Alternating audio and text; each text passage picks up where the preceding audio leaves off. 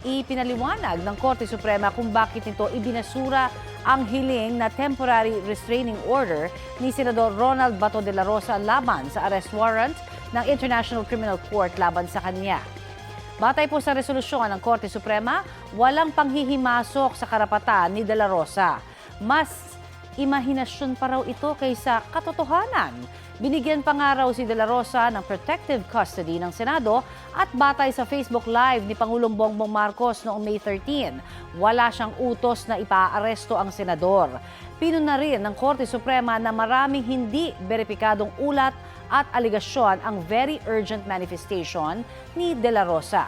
Hindi raw po pwedeng maglabas ang korte ng TRO o status quo anti-order batay lamang sa mga spekulasyon.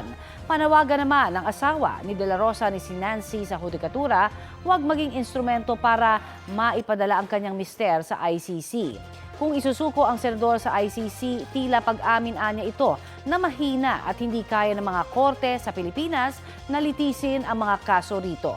Nitong May 20, sinabi ng Office of the Solicitor General na nagsisilbing abogado ng gobyerno na wala ng legal na hadlang para ipatupad ang ICC arrest warrant laban kay de la Rosa.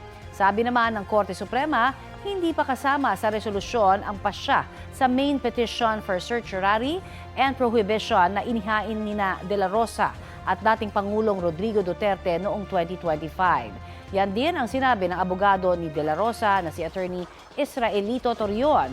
Sa main petition, kwestiyon ni Duterte at de la Rosa ang jurisdiction ng ICC sa sitwasyon sa Pilipinas kahit kumalas na ang bansa sa Rome Statute.